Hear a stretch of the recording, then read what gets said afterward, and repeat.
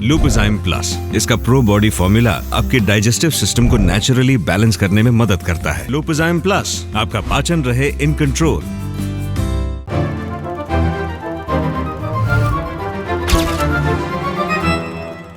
Hello, मैं हूँ उपासना और आप देख रहे हैं द ललन टॉप का रोज दोपहर में आने वाला मैटिनी शो।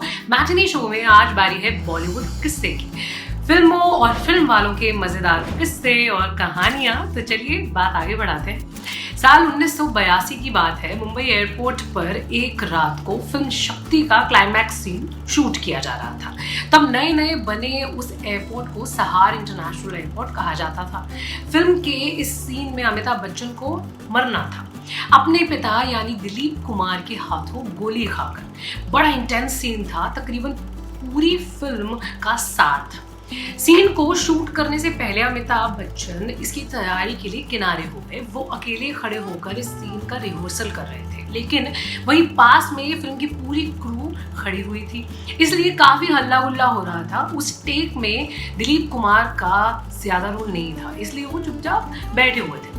उनकी नजर जैसे ही अमिताभ पर पड़ी, वो पूरे क्रू पर चिल्ला पड़े। उन्होंने सबको शांत रहने के लिए कहा, साथ ही गुस्से में ये नसीहत भी दे डाली कि जब कोई आर्टिस्ट अपने शॉट की तैयारी कर रहा हो तो उसको सम्मान करें, उसे शांति दें और स्पेस दें। ये सिर्फ उस फिल्म या मोमेंट की बात नहीं थी, रिस्पेक्ट थी एक तरीके की, जो एक सुपरस्टार अपने उत्तराधिकारी को दे रहा था। शक्ति वो पहली और इकलौती फिल्म रही जिसमें दिलीप कुमार और अमिताभ बच्चन ने साथ काम किया। रिलीज के बाद फिल्म ने बहुत पैसे तो नहीं कमाए थे, मगर उसे हिंदी सिनेमा की कुछ शानदार फिल्मों में गिना जाता है। 1 अक्टूबर 1982 को भारी बज़ के साथ सिनेमाघरों में उतरी इस फिल्म ने अपनी रिलीज के 38 साल पूरे कर लिए हैं। इस मौके पर हम जानेंगे फिल्म की मेकिंग से जुड़े कुछ जबरदस्त किस्से और कहानियां जो श्वेतांक ने लिखे हैं और मैं आपको बता रही हूँ। जैसे कि शोले के डायरेक्टर रमेश सिप्पी सुपरस्टार दिलीप कुमार के साथ काम करने से क्यों डर रहे थे। जब दिलीप कुमार का नाम सुनते ही अमिताभ बच्चन ने खुद को फिल्म में कास्ट कर लिया। लोगों ने क्यों कहा कि दिलीप कुमार अमिताभ को नाश्ते में खा गए। शक्ति की रिलीज से ठीक पहले फिल्म के प्रोड्यूसर को किसने किडनैप कर लिया। कैसे अमिताभ ने इराक में फंसे जर्नलिस्ट हुसैन जैदी की जान बचाई। चलिए अब ट्रेलर के बाद पिक्चर शुरू करते हैं। शोले की बेशुमार सफलता के बाद रमेश सिप्पी 2 प्रोजेक्ट्स पर काम कर रहे थे। अपने प्रोडक्शन हाउस में वो शान बनाना चाहते थे और प्रोड्यूसर मुशीर रियाज के लिए शक्ति डायरेक्ट करने वाले थे। तो सिप्पी हमेशा से दिलीप कुमार के साथ काम करना चाहते थे। 1976 में आई बैराग के बाद दिलीप कुमार ने काम करना कम कर दिया था, या यूं कहें कि वो ब्रेक पर थे। 80 के दशक की शुरुआत में उनकी 2 फिल्में क्रांति और विधाता रिलीज हो चुकी थी। सिप्पी को मदर इंडिया बहुत ही पसंद थी और उन्हें लगता था कि उसी लेवल की फिल्म दिलीप साहब के कद के साथ न्याय कर पाएगी। अगर सिप्पी के शब्दों में हम कहें ना, तो वो चाहते थे कि दिलीप कुमार के साथ वो फादर इंडिया बनाए, यानी ऐसे इंसान की कहानी जो अपने सिद्धांतों पर टिके रहने के लिए बेटे तक की कुर्बानी दे सकता है। उन्हीं दिनों उन्होंने थंगापट्टकम नाम की तमिल फिल्म देखी थी। उस फिल्म में शिवाजी गणेशन ने अपने बाप और ऑफ कोर्स बेटे का रोल किया था, डबल रोल था ये। तो राइटर जोड़ी सलीम जावेद और प्रोड्यूसर मुशीर रियाज ने इस फिल्म की चर्चा की, तो उसके बाद उन्होंने इसके राइट्स खरीद लिए। मगर सलीम जावेद ने उस फिल्म को फ्रेम टू फ्रेम रीमेक करने की बजाय एक नई कहानी लिख दी। दोनों कहानियों में समानता सिर्फ इतनी थी कि दोनों में ही बाप अपने बेटे को मार देता है। स्क्रिप्ट के लिखे जाने के बाद दिलीप कुमार को इसमें लिए जाने की बात चली। उन दिनों मार्केट में दिलीप कुमार के बारे में ना कई तरह की बातें चला करती थी, जैसे कि उनका स्टारडम खत्म हो गया है। तभी जबान में खबरें चलती थी कि इन दिनों दिलीप कुमार फिल्म में कुछ ज़्यादा ही इन्वॉल्व हो जाते हैं। कई फिल्म मेकर्स इसे अपने काम में खलल मानते हैं। तो रमेश सिप्पी इस चीज़ से डर रहे थे कि अगर दिलीप साहब ने उनके काम में इंटरफेयर किया तो वो उन्हें कुछ कह भी नहीं पाएंगे।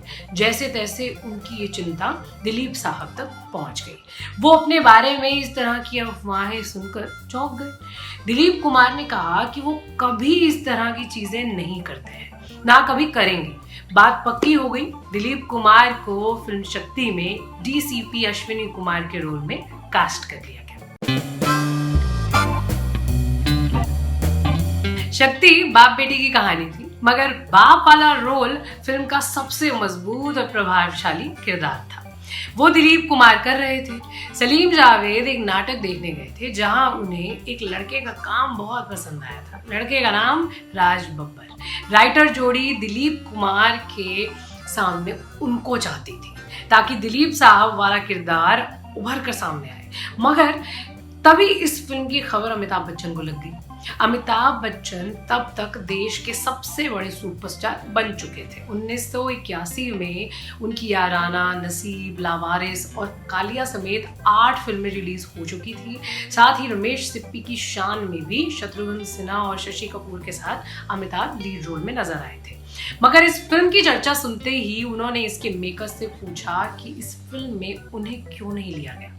मेकर्स ने कहा कि बेटे वाला रोल उनके लायक नहीं है। अमिताभ बच्चन दिलीप कुमार को अपनी इंस्पिरेशन मानते हैं और तब तक दोनों ने साथ में कभी कोई फिल्म नहीं की थी। सिर्फ दिलीप कुमार के साथ काम करने के लालच में अमिताभ बच्चन ने फिल्म करने को तैयार हो गए वो, और यही चीज राखी के साथ भी हुई। कभी कभी त्रिशूल और बरसात की एक रात समेत कई फिल्मों में अमिताभ बच्चन की लव इंटरेस्ट का रोल करने वाली राखी इस फिल्म में उनकी माँ बनने को तैयार हो गई, क्योंकि वो भी दिलीप कुमार की इस फिल्म का हिस्सा बनना चाहती थी। रमेश सिप्पी ने दिलीप कुमार और अमिताभ बच्चन को एक साथ ही फिल्म का नरेशन दिया, यानी पूरी स्क्रिप्ट सुनाई, ताकि दोनों सुपरस्टार्स, खासकर अमिताभ को ये क्लैरिटी रहे कि वो जो किरदार निभाने जा रहे हैं वो कैसा है।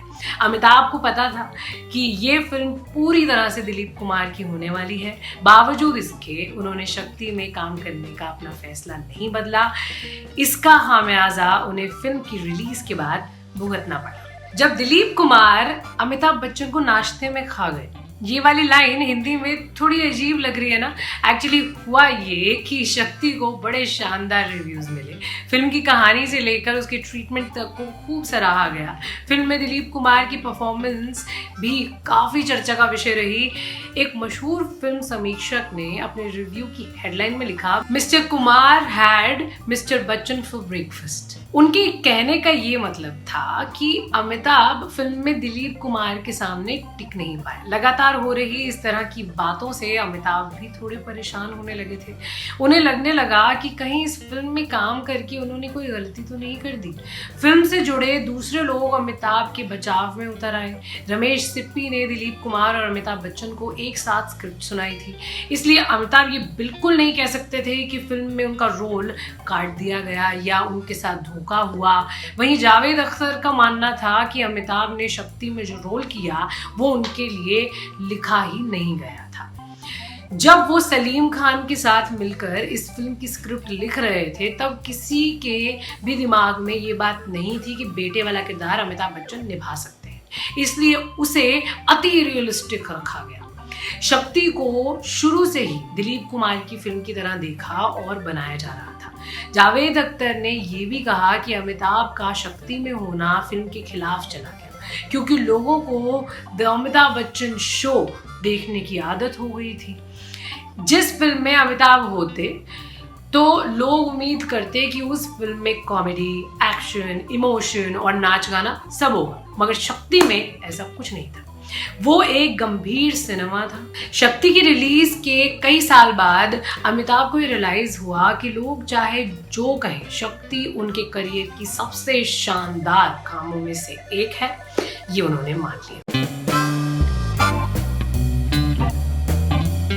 जैसे कि हमने आपको पहले बताया कि रमेश सिप्पी डायरेक्टेड फिल्म शक्ति में प्रोड्यूसर जोड़ी मुशीर आलम और मोहम्मद रियाज ने पैसा लगाया था। इससे पहले ये जोड़ी राजेश खन्ना की सफर और दिलीप कुमार की बैराग जैसी फिल्में प्रोड्यूस कर चुकी थी। 22 सितंबर 1982 शाम 4:30 बजे प्रोड्यूसर मुशीर आलम अपने वर्ली ऑफिस MR प्रोडक्शन से निकले। वो अपनी सफेद पीरियड से एक मीटिंग के लिए साउथ बॉम्बे जा रहे थे। अभी वो अपने ऑफिस से कुछ ही दूर एनी बेसेंट रोड पहुंचे थे कि उनकी कार के रास्ते में एक तेज रफ्तार से सफेद एम्बेसडर आकर रुक गई। इससे पहले कि मुशीर कुछ समझ पाते, उस गाड़ी से 3 लोग बाहर निकले। उन्होंने मुशीर को घसीट कर फिएट से निकाला और एम्बेसडर में बिठा दिया। उनकी आंख पर एक सफेद पट्टी बांधी गई और गाड़ी चलने लगी। 2 मिनट के भीतर एक भीड़ भाड़ वाले इलाके में मुंबई की सबसे बड़ी किडनैपिंग हो चुकी थी। मुशीर को किडनैप करने वाले अंडरवर्ल्ड के लोग थे। इसमें अमीरजादा, आलमजेब, शहजाद खान और अब्दुल लतीफ जैसे गैंगस्टर शामिल थे। ये वही अब्दुल लतीफ था जिसका रोल 2017 में आई फिल्म रईस में शाहरुख खान ने किया था। मुशीर ने आंख पर बंधे कपड़े के नीचे से झांक कर ये देखने की कोशिश की कि उन्हें कहाँ ले जाया जा रहा है, मगर उनकी नज़र में सिर्फ शोले फिल्म का एक बड़ा सा पोस्टर आया। उन्हें एक ऐसी लोकेशन पर ले जाया गया जहाँ बच्चों की आवाज़ें आ रही थी। उनकी आंख पर कपड़ा बंधा था, इसलिए सीढ़ियों और रेलिंग के आने पर उन्हें बताया जा रहा था कि संभल कर चलें। सीढ़ियाँ चढ़ने और कुछ कदम चलने के बाद वो एक खाली कमरे में पहुंचे। वहां उन्हें एक तस्वीर दिखाई दी। फिर उस कमरे में अगले कुछ घंटों तक उन्हें मारा पीटा और धमकाया गया। थोड़ी देर के बाद अमीरजादा ने मुशीर से कहा, हमें सिर्फ 25 लाख चाहिए। इसके बाद मुशीर ने कहा कि रुपयों का इंतजाम करने के लिए उन्हें अपने साले और बिजनेस पार्टनर मोहम्मद रियाज को टेलीफोन करना होगा। रियाज को फ़ोन करके मुशीर ने कहा कि अपने पास जितना भी कैश है उसे एक जगह पर तैयार करके रख लें। थोड़ी देर बाद उन्हें वो पैसे किसी बताई गई जगह पर पहुंचाने होंगे। रियाज मान गए। रियाज को दोबारा फ़ोन करके लोकेशन बताई गई।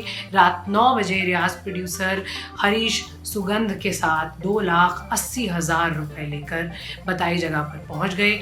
वो इतने कम समय में इतनी ही रकम इकट्ठी कर पाए थे। तो इसके बाद किडनैपर्स ने मुशीर को आज़ाद कर दिया। 24 सितंबर 1982 को मुशीर और रियाज के साथ दिलीप कुमार मुंबई पुलिस हेडक्वार्टर पहुंचे। कमिश्नर जूलियो रिबेरो को पूरी कहानी सुनाई गई। रिबेरो ने ये केस इंस्पेक्टर जेंदे को सौंप दिया। इस मामले की इन्वेस्टिगेशन टीम का हिस्सा इशाक बागवान भी थे। इशाक ने जेंदे के ऑर्डर पर मुशीर से कुछ सवाल पूछे, जैसे लोकेशन और टाइमिंग वगैरह। मुशीर फिल्म मेकर थे, डिटेलिंग का ध्यान रखना उनका पेशा था। उन्होंने बागवान को बताया कि रास्ते में उन्हें शोले का बड़ा पोस्टर नजर आया। इसके 10-12 मिनट के बाद वो उस लोकेशन पर पहुंच गए जहां उन्हें कमरे में रखा गया था। सीढ़ियों की संख्या, लकड़ी की रेलिंग और कमरे में तस्वीर वाली बात पुलिस को बताई गई। इशाक बागवान अपने समय के जुगाड़ू पुलिस अफसरों में से गिने जाते थे। उनके खबरी हर इलाके में हुआ करते थे। उन्होंने अपने एक खबरी से इन इलाकों की डिटेल मांगी। पता चला मुशीर को मुंबई के मशहूर रेड लाइट एरिया कमाटीपुरा की कादर बिल्डिंग के एक कमरे में रखा गया था। जब बागवान वहां अपनी टीम के साथ पहुंचे तो सलीम नाम के एक लड़के के अलावा कोई नहीं मिला।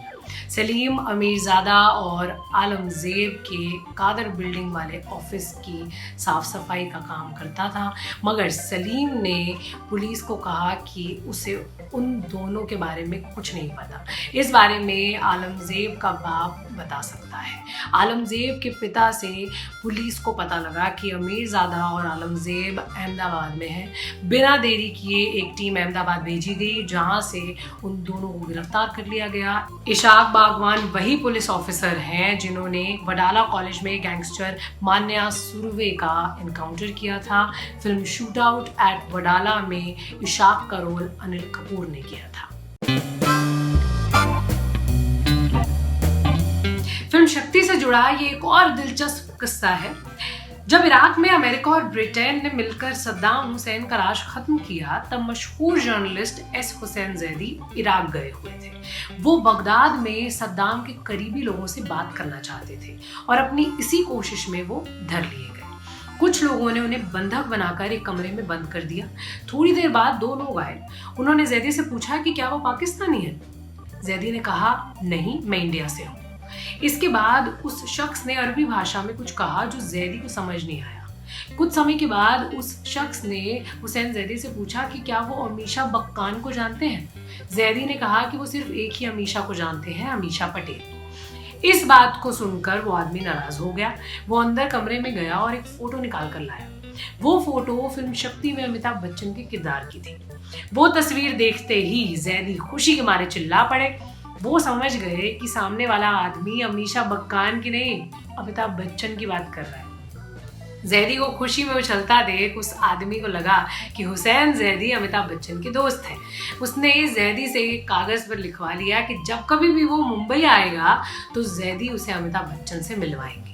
इस नोट को लिखने के बाद उसने हुसैन जैदी को छोड़ दिया और वो सही सलामत वापस इंडिया लौट आए। तो ये थे 1982 में रिलीज हुई फिल्म शक्ति के बॉलीवुड किस्से। वो अकेली फिल्म जिसमें 2 लेजेंडरी एक्टर्स दिलीप कुमार और अमिताभ बच्चन ने साथ काम किया। अब हम आपसे एक नए दिन और एक नए मैटनी शो के नए एपिसोड में साथ आएंगे। तब तक के लिए थैंक यू, बाय बाय। अपना ध्यान रखें और कमेंट्स करके अपने फीडबैक ज़रूर दें और देखते रहें दी लंदन टॉक। Thank you.